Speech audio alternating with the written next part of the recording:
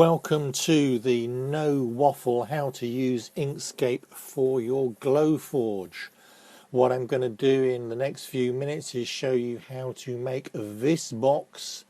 We'll use the box definer, do some node editing, add some text, blah blah blah. Okay, so on the way I am going to show you as many quick tips as I possibly can. Let's just park that out the way and let's go. First of all, let's just set up your preferences. Go to Edit and Preferences. There are two things you need to set. Under Tools, you need to make sure you have set Geometric Bounding Box. What this does is ensures that these measurements that you see up here for all your objects are actual sizes and don't take into account the stroke width, which can be really confusing. The other thing you should do if you're a European is set your grid units to millimeters. If you're an American and still work in freedom units, I'll leave it up to you.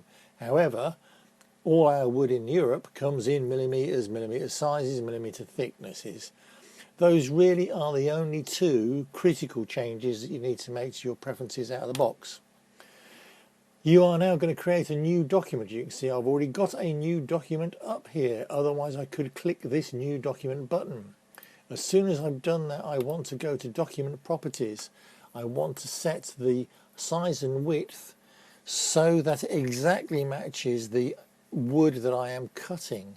If you're using proof grade, that's 20 by 12 inches.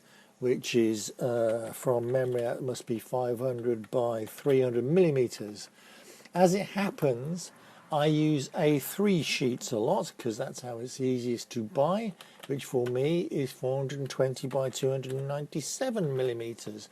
You'll notice, by the way, I've got it set to millimeters here and I've got it set to millimeters there. Again, if you want to be in inches, just flip that over to whatever you want. Now, the crucial thing about this drawing area is anything you draw in this top left-hand corner will cut on the top left-hand corner of your sheet. You should be using a jig. Your piece of material to cut should be wedged up against the jig so that you get quite consistent cuts in exactly the same places every time. This isn't the place to tell you how to do a jig. This has been discussed on the forums loads of times already. Okay, I have done the things I need to do to make sure that I get a good start up every time. Let me just very quickly talk you through creating some shapes. I'm sure you already know how to do this, but click on square to create a square. See this? Drag that down, it makes a curvy square. See this? Drag it that way, you get an asymmetrical curvy square. Drag them all the way back up and you get a square square. For circles, you can have a straight circle or you can set it to this one, and let's say 180 degrees, and I get an instant half circle. Ditto with that one, but you'll notice that there's no joining bar. See, joining bar, no joining bar. If I want to set dimensions for an object, I can go straight up to the top here and I can type them in. Let's say I want it by 150 by 100 millimeters. Done. Easy peasy. You'll notice here that the X and Y changes according to the position on the document. Not very often I use that. Don't really need it. If I position this rectangle right up in the top left, I know it will print on the top left of my sheet. Now let's say I want the circle to be exactly the same dimensions, so it's going to be 150, but it's only half the height, so that's 75 millimeters. I've now can drag this, plonk it on there. Ta-da! If I want to resize it manually, I can grab any of the arms. Notice that the width here is adjusting accordingly. I can drag the corners. If I control and drag, it will maintain the proportions. And lastly, if I double click, I get the rotation, and if I hold down control and rotate, move the mouse, it will rotate in increments of 15 degrees. Just a couple of other things while I'm here. Let's just do a group. Pick two items, hit Control G. That groups the two items together so they now move around in sync. hit Control Alt G, and that will separate the two items out again. Use that a lot. Also, while I'm here, let's just do a quick align. Select two items.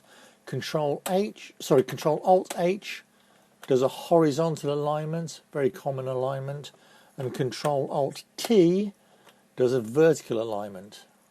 So let's just get rid of those. Something that we're going to do later on, but I'll just show you for now.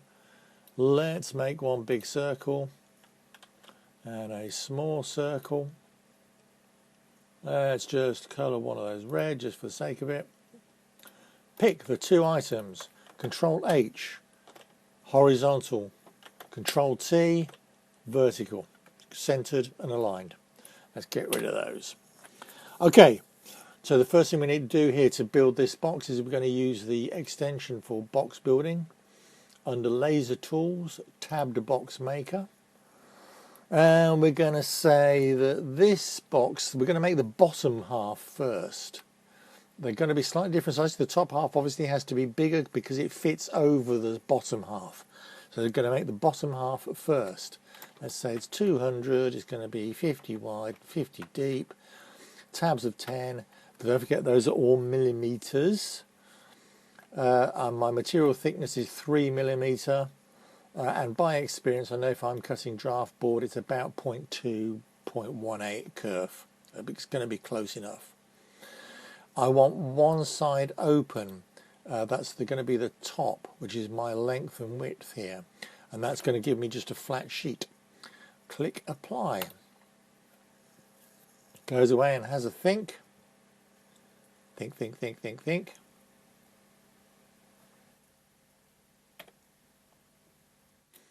And you can see it has drawn my box.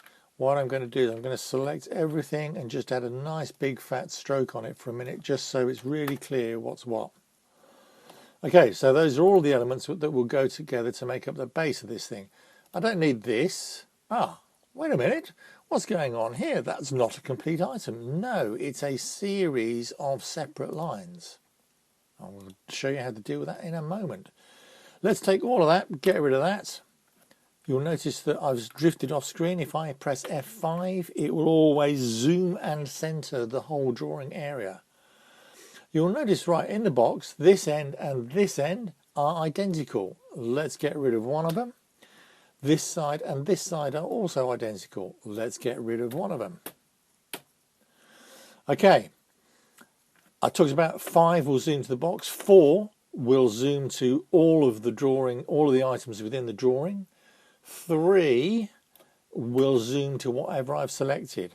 So 5 the whole drawing, the drawing page, 4 to all of the items in the drawing, 3 to your selected objects. Let's go back to the whole page. Okay, so I just said these are separate lines. I want to join them all together to make one line, to make one object. So I select all of them, go to Path, and I select Combine, or I can use Control K. That is now one object. Okay, I can use Path, Break Apart, or Shift Control K, back to separate items again. Why do I want to do that? Because otherwise sooner or later I'm going to do that. Control Z is undo, of course. Control Y is redo. Let's go back, group them all together, Control K. Going to do the same with the base of the box and the same with the end of the box. Okay, if you look at the picture here, you'll see that I've eliminated most of the tabs on here just to make it look nicer, and I've joined these tabs together. Again, that's just a sort of cosmetic thing. I think it makes for more interesting and better pleasing items. So how do we do that? We're going to use the node editor. Okay, so this is the node editor button. Click that. Oh, look, I've got points everywhere, bits join up. Okay, so what do I want? I want 2 tabs sticking out on the side.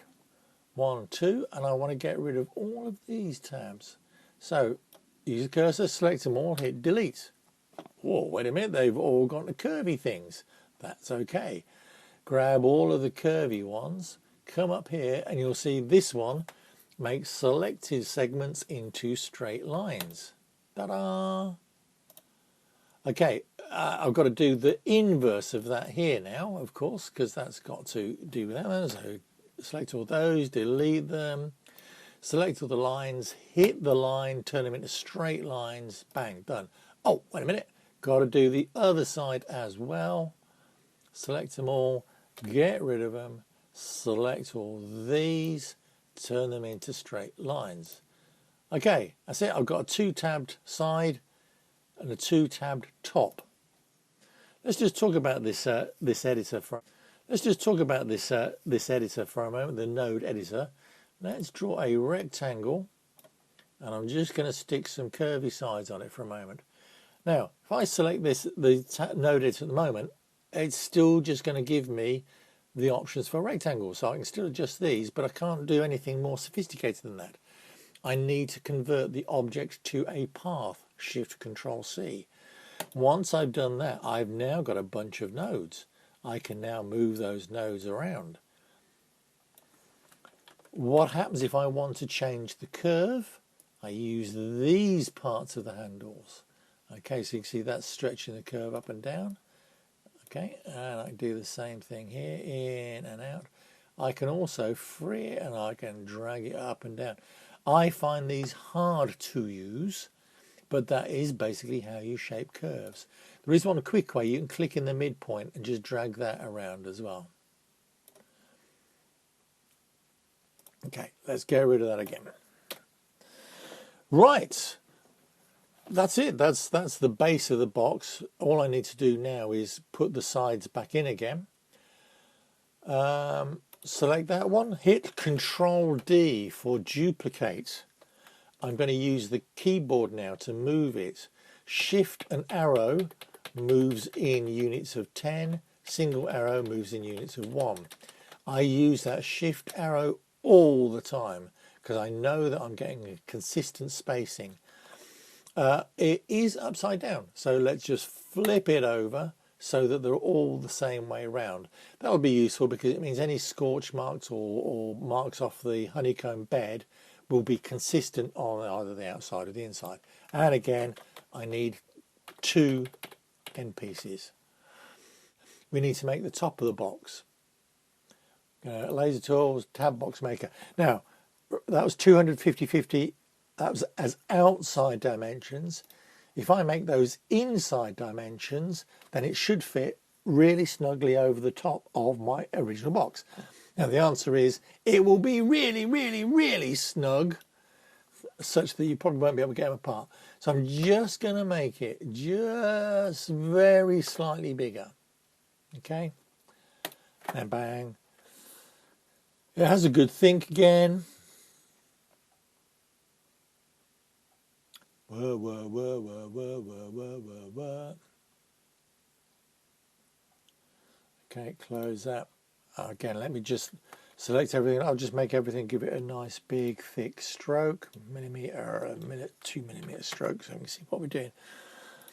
Okay, looks exactly the same as the other one because it basically is exactly the same as the other one, just slightly bigger. Again, don't need this bit, that's junk, that can go away. The rest of this stuff, actually I could leave it as it is ready to cut. However, you notice I've got some text on the top of the lid, so I just want to show you how to put some text on. Click text, see loads and loads of options, don't care about any of that really until you get into really fancy stuff. Click here, click where you want the text to go. You see that big cursor? It means the text is way oversized. Doesn't matter, I'm going to ignore that for a minute. Justkiss.com, it says, way too big, wrong font.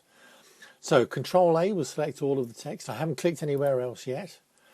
Let's select, I don't know, it doesn't really matter. Let's select that one. No, it's a bit boring, isn't it? Let's select, let's have some Babylon 5. Right, still too big. I could change the font size up here, but I'm not going to. I'm just going to say, okay. Okay, got these. Remember, if I hold the Control key down while I adjust that, everything stays proportional. Terrific.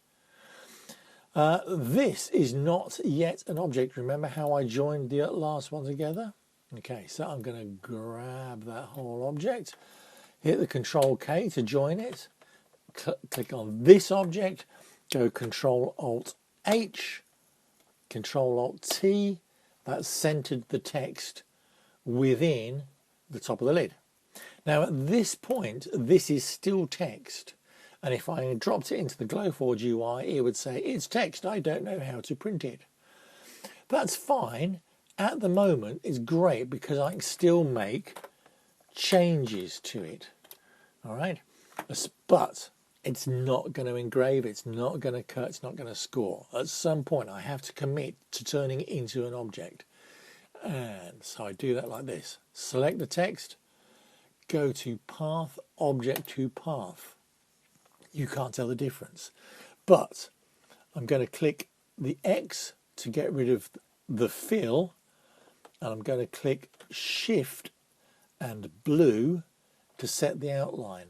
The reason why I've coloured it a different colour is because I want it to score, and so I need two different colours when I actually call it back into the Glowforge UI. That's it. We're done. That's how you make a box. That's pretty much all of the functions that you need. In a moment, I'm going to run through the shortcuts one more time. Okay, just going to quickly do the shortcuts one more time.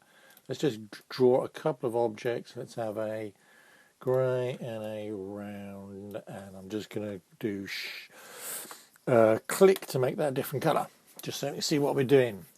Okay, so the commonly used ones that I use, you may have your own preferences. Control-A selects everything. Control-A select everything. Control-H does a horizontal center align. Control-Z undoes it. Control-Alt-T does a vertical align. Control-Alt-Z to undo. Select just one of them. Control-D does a duplicate. Shift and arrow keys move in whole centimeters. Arrow keys on their own only move in millimeters. The delete key deletes. Select two objects. Control G groups them together. Control Alt G ungroups them. Use those all the time. Select an object.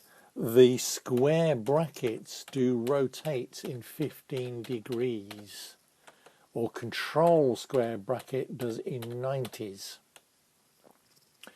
Alt square bracket does 1 degrees. What else do I do? Clones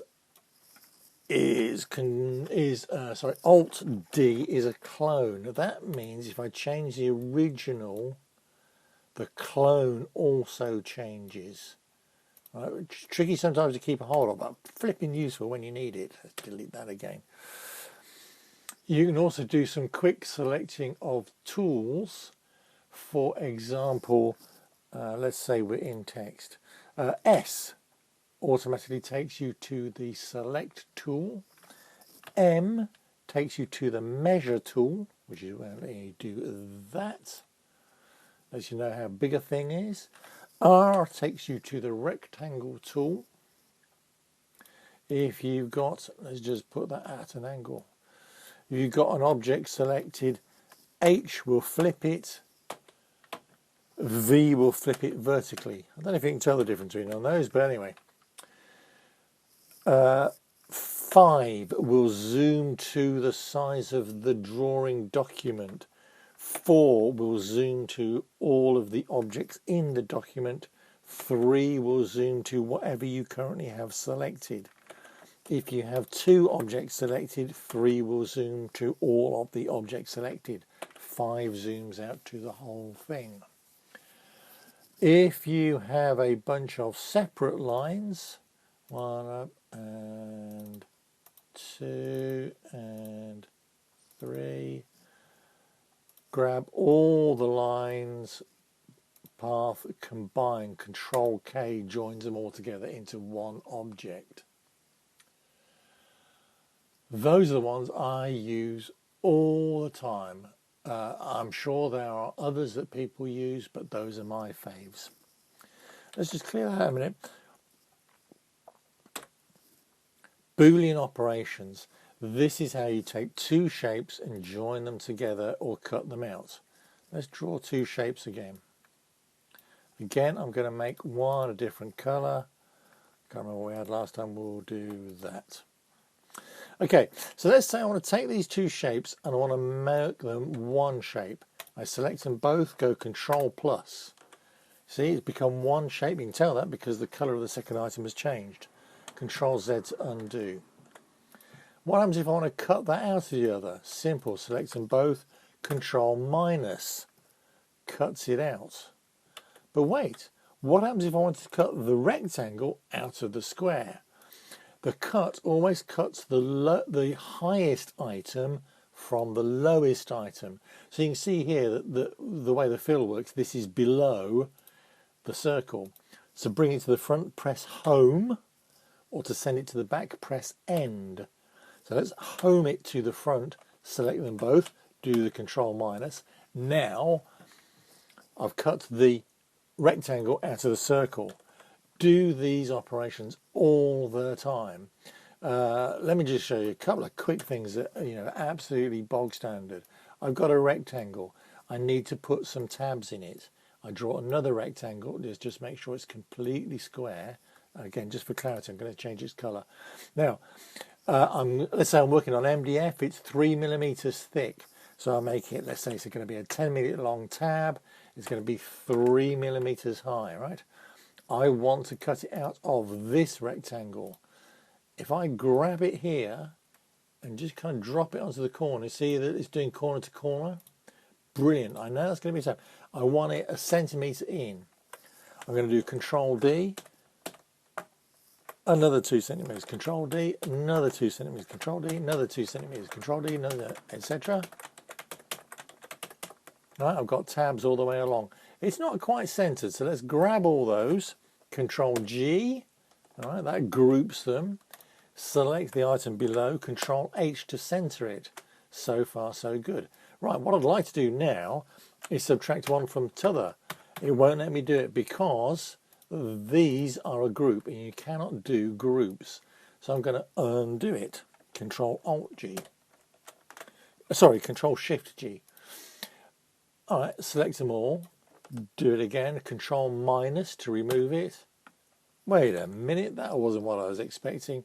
No, because the minus only subtracts the items one at a time. However, I can select them all, do the path, combine, select the rectangle below as well, do the Control minus, voila, instant tabs. But wait a minute, what about the thing I'm going to tab into? Let's just bring it back, grab all those, duplicate it, push them up for a minute. Okay, so I've got a tabbed item, but I want to put these tabs now onto another rectangle, which is going to join up. Let's draw another rectangle. Let's grab that, Control H to get them aligned. Sorry, I missed that one. Control H to get them aligned. Okay, sorry, I'll get this in the right order in a minute. Grab that, drag it down onto the corner. Okay, so that means I know that these are butted up against the edge here. Let's grab them both, move it back out a bit. But I need to center them, so Control H to center them. Okay, but they're still separate. Just grab them both, Control plus joins them together. Okay, now I've got two objects with tabs that line up, ready to cut. There you go, instant Boolean operation. The other one that I do an awful lot of is two circles. Let's go have one circle and another circle. I'm going to make that circle a different color again so we can see. Okay, so first of all, they're not centered. So let's center them both, grab them both, Control H, Control T to center them. I want to subtract this circle from the outer circle. So select them both, Control minus, done. See, that's now got a hole in it. You can see it's got a hole in it. There we are. Instant wheel, hinge, whatever else you need to do. And that's Boolean operations. And that's it. With all of that information, you are good to go. Thank you for watching. Sorry, it was longer than 10 minutes, but it's still less than 20, so we're on a winner. Thank you and good night. Bye.